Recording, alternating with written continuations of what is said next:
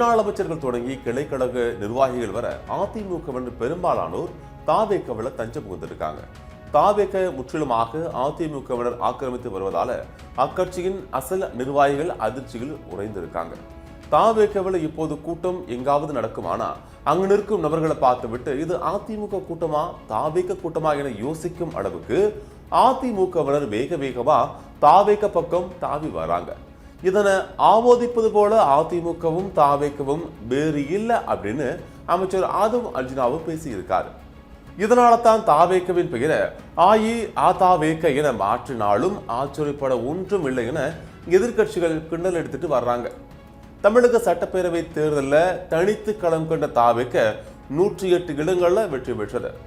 35 விழுக்காடு வாக்குகளை பெற்று காங்கிரஸ், இடதுசாரிகள், விசிக மற்றும் ஐயுஎம்எல் ஆகிய கட்சிகளின் ஆதரவுடன் தமிழக முதல்வராக விஜய் பொறுப்பேற்றார். தேர்தல் பிரச்சாரத்தின் போது அதிமுகவின் பெயரை கூட உச்சரிக்காத விஜய் அக்கட்சியை மற்றும் பலர் என விமர்சித்து வந்தார். ஆனா தேர்தல் முடிவுகளுக்கு பின்னர் பழனிசாமிக்கு கட்டம் கட்டிய விஜய் வேலுமணி, சி.வி. சண்முகம் தலைமையில் 25 பேரை உடைத்து ஆதரவு வாங்கினார். எப்படியோ பழனிசாமி சுதாரித்துக் கொண்டாலும் இப்போது 6 அதிமுக எம்எல்ஏக்கள் ராஜினாமா செய்துட்டு தாவேக்க பக்கம் தாவி இருக்காங்க. அதிமுகவை சேர்ந்த முன்னாள் அமைச்சர்கள், முன்னாள் எம்எல்ஏக்கள், எம்பிக்கள், மாநில மாவட்ட நிர்வாகிகள் உட்பட அனைத்து நிலை பொறுப்பாளர்களும் தாவேக்கவில் இணைந்துட்டு வராங்க. இவ்வாறு அதிமுகவிலிருந்து தாவேக்கவுக்கு தாவியவர்கள் பொறுப்புகளை எதிர்பார்த்து கட்சியில் இணைந்ததா சொல்லப்படுது. எம்எல்ஏக்கள் பதவியை ராஜினாமா செய்துட்டு தாவேக்கவில் இருந்த முன்னாள் அமைச்சர்கள் சி. விஜயபாஸ்கர், எம்.ஆர். விஜயபாஸ்கர் மற்றும் 4 எம்எல்ஏக்கள் அமைச்சர் கனவுல தாவேக்கவில் இணைந்திருக்கதா பேசப்படுது. இதே போல அதிமுகவை சேர்ந்த முன்னாள் எம்எல்ஏக்கள், முக்கிய நிர்வாகிகள் உள்ளாட்சி தேர்தலில் வலுவான இடத்தை பிடித்துவிட வேண்டும் என்ற மனக்கோட்டை கட்டிக்கிட்டு வராங்க. அதிமுகவிலிருந்து தற்போது தாவேக்கவில் தஞ்ச புகுந்தவர்கள் அனுபவ ரீதியாக மூத்தவர்கள் மட்டுமல்ல, கையில காசும் வச்சிருப்பவர்கள் என்பது கூடுதல் பலம். அதோடு லோக்கல் செல்வாக்கும் அவர்களுக்கு அதிகம். எனவே இவர்களது வருகையால விஜய் ரசிகர் மன்றம் மற்றும் மக்கள் இயக்கத்தில் இருந்து காலமா விஜய்க்கு உழைத்து தாவேக்கவுக்கு முதுகெலும்பா இருக்கும் தொண்டர்கள், நிர்வாகிகள் கலக்கமடைஞ்சிருக்காங்க. உள்ளாட்சி தேர்தல் மாவட்ட ஊராட்சி குழு தலைவர், மேயர், நகர்மன்ற தலைவர், பேரூராட்சி தலைவர், ஒன்றிய குழு தலைவர், ஊராட்சி தலைவர் மற்றும் கவுன்சில் பதவி கனவுடன் இருக்கும் ஆதிகால தாவேக்கவினருக்கு அதிமுகவினரின் வருகை பேரடியா விழுந்திருக்கு. ஏன்னா உள்ளாட்சி தேர்தலில் மாநகராட்சி, நகராட்சி, பேரூராட்சி, மாவட்ட ஊராட்சி, ஒன்றிய ஊராட்சி என கட்சி ரீதியான பதவிகளே 10,000 தாண்டும்.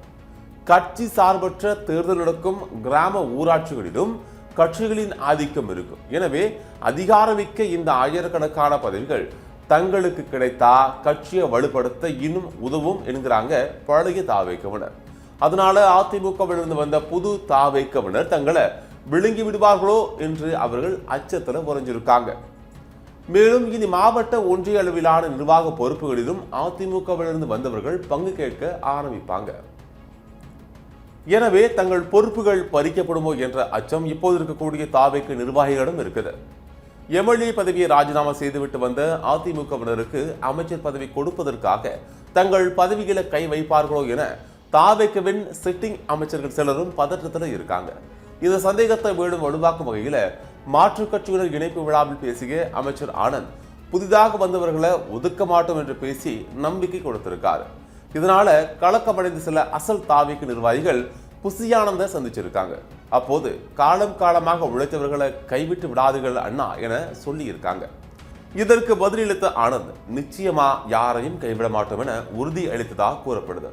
விரைவில் நடைபெற இருக்கக்கூடிய உள்ளாட்சி தேர்தல் என்பது ஒவ்வொரு கட்சிக்கும் முக்கியமானது. உள்ளாட்சிகளை அதிக இடங்களை கைப்பற்றும் கட்சி களத்துல கோலோச்சும். எனவே உள்ளாட்சி பதவிகளை பெற்றால்தான் அடுத்த கட்டத்துக்கு வளர முடியும் அப்படிங்கிற அசல் தாவேக்கவினர் கணக்கு போடுறாங்க.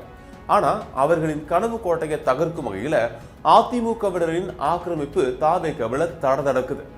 இந்த கவலை இப்போது தாவேக்கவில் பெரும் புகைச்சலை உருவாக்கி இருக்கிறது உண்மைதான். எனவே உள்ளாட்சி பதவிகளை பெற்றால்தான் அடுத்தடுத்த கட்டத்துக்கு கட்சிகளை வளர முடியும் என அசல் தாவேக்கவினர் கணக்கு போடுறாங்க. ஆனா அவர்களின் கனவு கோட்டையை தகர்க்கும் வகையில அதிமுகவினரின் ஆக்கிரமிப்பு தாவேக்கவில தடதடக்குது. இந்த கவலை இப்போது தாவேக்கவினரின் பெரும் புகைச்சலை உருவாக்கி இருக்குது. உண்மைதான், ஏற்கனவே அந்த பகுதி மக்களிடம் அறிமுகமான பணபலம் மிக்க அதிமுக முன்னாள் அமைச்சர்கள், முன்னாள் எம்எல்ஏ எம்பிக்கள் கட்சிகளை இணைவதால தங்களால் இனி வளர முடியுமா என தாவேக்கவின் மாவட்ட ஒன்றிய செயலாளர்களும் கவலையில ஆழ்ந்திருக்காங்க. இந்த அதிருப்தியை சரிகட்டும் வகையில முதலமைச்சர் விஜய் கட்சி பொறுப்புகளை கவனமா வழங்க வேண்டும் என்கிறாங்க அசல் தாவேக்கவினர்.